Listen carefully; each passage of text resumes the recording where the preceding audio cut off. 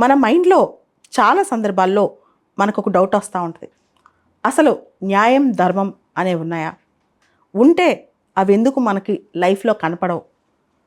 చాలాసార్లు ఇతర వ్యక్తులు మనం మోసం చేస్తేనో, వ్యవస్థ తప్పు చేస్తేనో, మనం ఎంత ప్రశ్నిస్తున్నా వ్యవస్థ కదలకపోతేనో ఒక డౌట్ వస్తూ ఉంటుందన్నమాట. అసలు ఇదంతా ఎందుకు జరుగుతుంది? కొంచెం కూడా ధర్మం లేకుండా ఇలా ఎందుకు జరుగుతుంది? ఇటువంటి క్వశ్చన్స్ మన బ్రెయిన్లో వస్తూ ఉంటాయి. అయితే ఖచ్చితంగా వీటన్నిటికీ కూడా ఆలస్యం అవుతుంది. నిజంగా ధర్మం జరగటం, న్యాయం జరగటం టైం పడుతుంది. ఒకసారి చాలా లేట్ అయినట్టు అనిపిస్తుంది. కానీ ఈ యూనివర్స్కి ఒక బ్యాలెన్సింగ్ పవర్ ఉంది. ఒకనాటికి అంటే ఆ టైం వచ్చినప్పుడు ఖచ్చితంగా మన కళ్ళెదుటే న్యాయం, ధర్మం ఇంకొక రూపంలో కనిపిస్తాయన్నమాట. కాబట్టి ఎవరు కూడా మనుషులు అనేవాళ్ళు డిస్హార్టన్ అవ్వకూడదు, అధైర్యపడకూడదు. నాకు అన్యాయం జరిగింది లేదా మాకు అన్యాయం జరిగింది, మేము ధర్మాన్ని ఆశిస్తున్నామని చెప్పి ఆ ధర్మం మన కళ్ళ ముందు కనపడకపోతే డిస్హార్టన్ అయిపోయి కొన్నిసార్లు డిప్రెషన్లోకి వెళ్ళిపోయి ఇంకొన్నిసార్లు అసలు మనం బతుకుండాలా ఇటువంటి డౌట్లు వస్తూ ఉంటాయి అన్నమాట. ఖచ్చితంగా చెప్తున్నాను, ఈ యూనివర్స్కి బ్యాలెన్సింగ్ పవర్ ఉంది. ప్రతి దాన్ని బ్యాలెన్స్ చేసే శక్తి ఉందన్నమాట. ప్రతిదానికి ఒక టైం వస్తుంది. ఆ టైం వచ్చేదాకా మనం వెయిట్ చేయాలి. మనం అనుకోగానే ఆ టైం రాదనమాట. సో ఈ వెయిటింగ్లోనే కొన్నిసార్లు మనపైన మనకి డౌట్లు వస్తూ ఉంటాయి. ఎన్ని డౌట్లు వచ్చినా సరే మన పని మనం ముందు చేసుకుంటూ పోవాలి.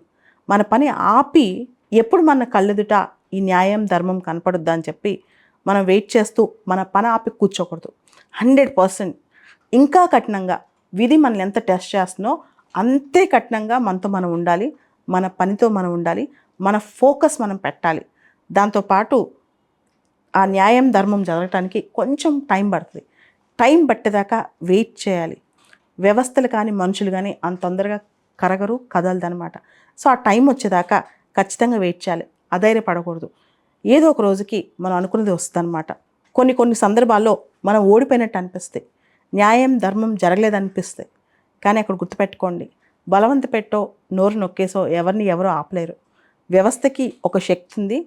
ప్రతి దాన్ని హీల్ చేసే శక్తి, ప్రతి దాన్ని కవర్ చేసే శక్తి వ్యవస్థకు ఉందన్నమాట. ఆ టైం వచ్చేదాకా మనమే వెయిట్ చేయాలి. గాంధీ గారు ఒక కోట్ చెప్తారు, నాకు చాలా ఫేవరెట్ కోట్ అది. They may torture my body, break my bones, even kill me, then they will have my dead body but not my obedience. So అంతటి మహానుభావుడే చాలా శాంతియుతంగా చాలా పెద్ద సమస్యని పరిష్కరించుకున్నాడు. ఆయన ముందు మనం ఎంత ఖచ్చితంగా పరిష్కారం అయితే దొరుకుద్ది.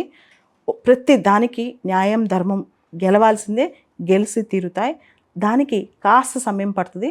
ఆ సమయం వచ్చేదాకా మనం జాగ్రత్తగా ఆచితూచి అడుగులేయాలి.